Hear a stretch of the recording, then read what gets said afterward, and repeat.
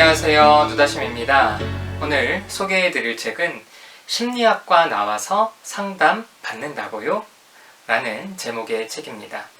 그 밑에 보시면 그래도 살아서 정말 다행이다 라는 부제가 붙어 있습니다. 이 책의 저자는 지명님입니다. 지명님은 스스로 이 책을 쓰시고 이 책을 출간까지 하셨습니다. 독립 출판물이기 때문에 딱 봤을 때 시중에서 판매되는 대중서처럼 그렇게 디자인이 화려하거나 그러지도 않고요. 또 제목부터도 굉장히 노골적이고 솔직하죠. 이 책의 저자인 지명님이 어떤 분인지 책 날개에서 읽어드리도록 하겠습니다. 지명, 사람 마음이 궁금해서 상담 심리학을 공부했다. 대학에 진학해서 공부가 재미있다는 사실을 뒤늦게 알았다. 친구에게 공부가 재미있다고 말했다가 너 상담받아야 하는 거 아니야? 라는 핀잔을 들었다. 내 자신을 되돌아보고 동시에 타인의 성장에 도움을 주고자 대학원 과정까지 마쳐서 제대로 된 심리학자가 되고 싶었다. 하지만 2014년 화재의 사고를 겪고 외성후 스트레스 진단을 받았다.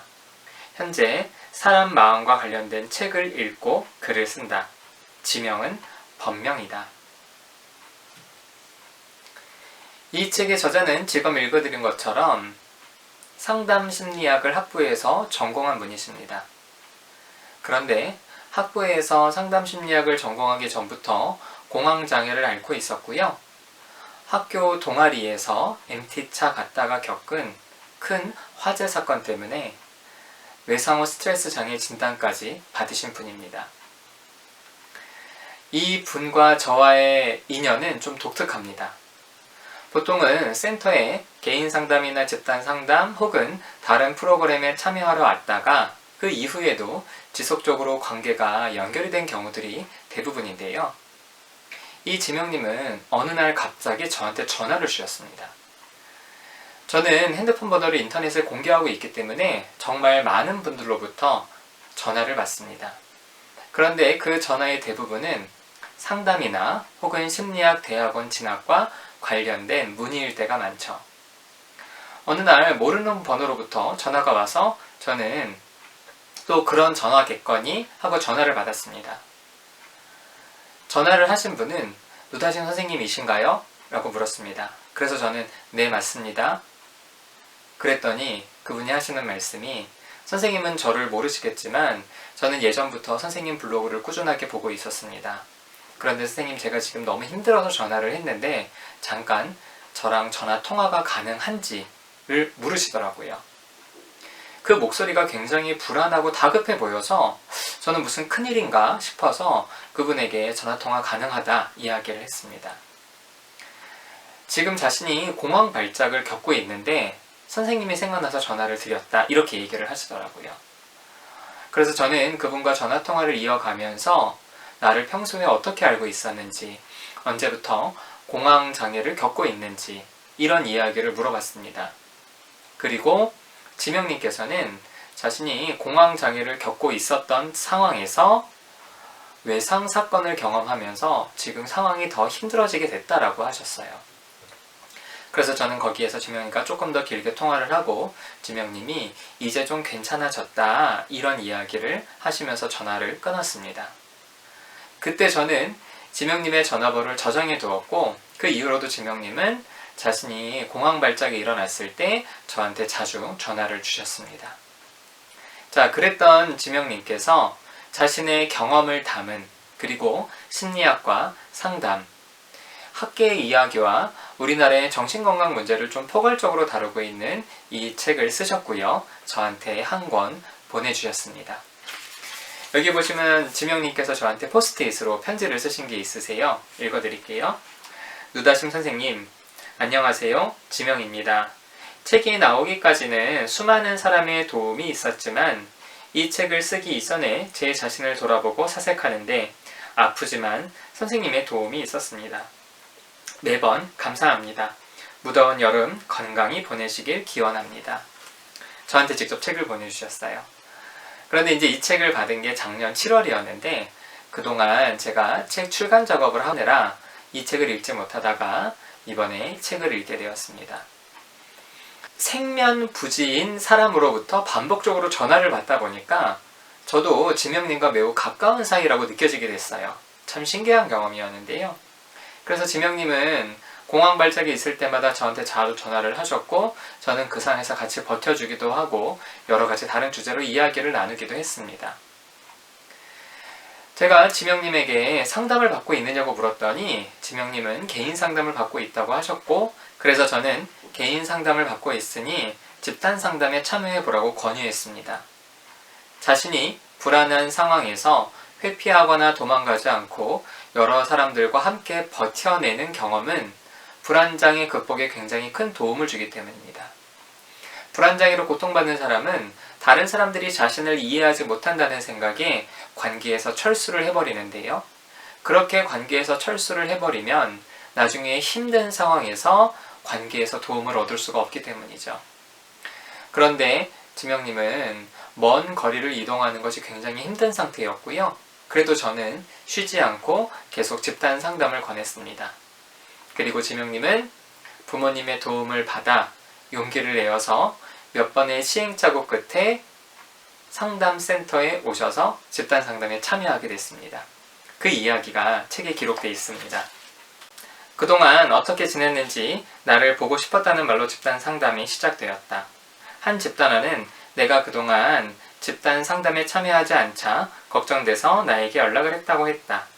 나는 그 집단원에게 나를 걱정해줘서 고맙다고 했다. 그때 또 다른 집단원이 지난번에 지명씨 엄청 힘들어했잖아요.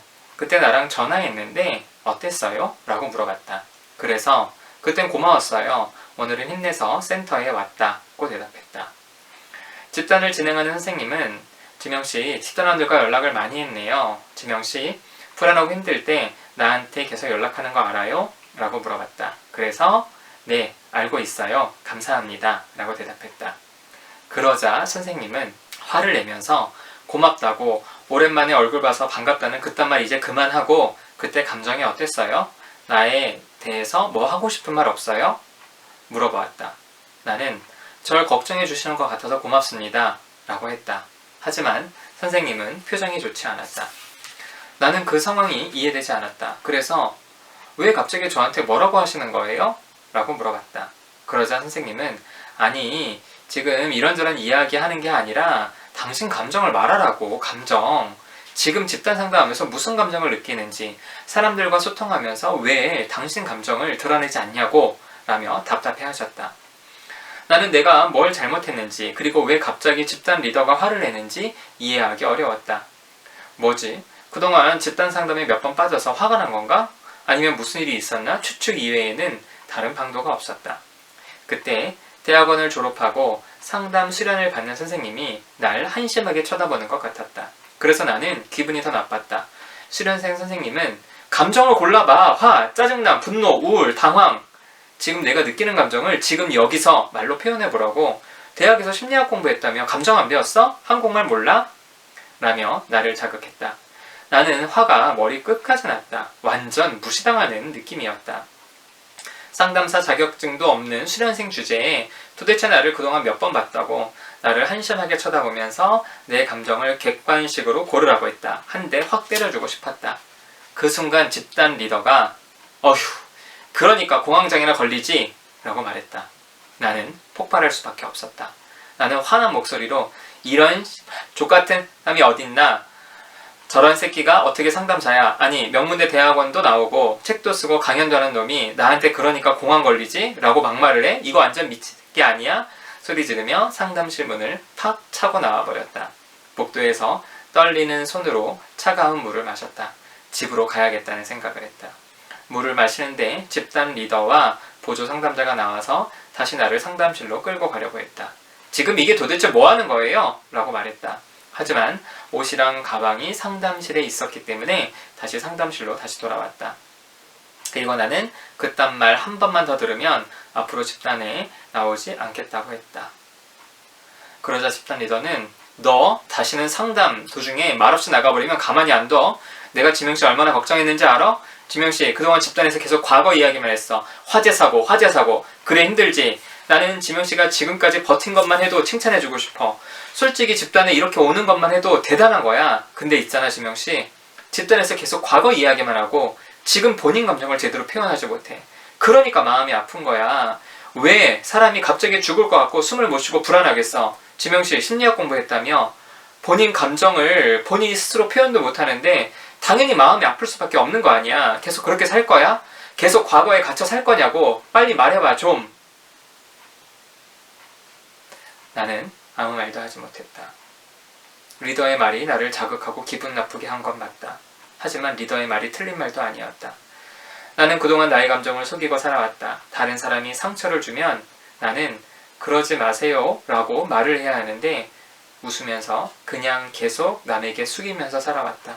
다른 사람의 인정 욕구에 목말라 있기 때문이다. 여기에 나오는 집단 리더가 바로 저입니다. 그렇게 지명님은 저의 말에 화를 내기도 했고요. 또 마음을 나누면서 같이 울기도 했고 그렇게 집단에서 함께 울고 웃었던 분입니다. 물론 지명님이 갖고 있는 증상 때문에 지명님은 집단에 꾸준하게 오래 참여하지 못했습니다. 집단을 종결한 다음에도 지명님은 저에게 꾸준하게 계속 연락을 하셨고요. 저는 연락을 받을 때마다 다시 집단 상담에 오라고 이야기를 하고 있습니다. 지명님은 어느 날 책을 냈다며 저에게 한 권을 보내주셨고요. 저는 이 책을 받아서 읽으면서 지명님이 직접 들었던 이야기 혹은 제가 몰랐던 부분들 그리고 나와의 관계에서 지명님이 어떻게 그걸 기억하고 있는지 어떻게 느꼈는지를 보다 자세히 알 수 있었습니다.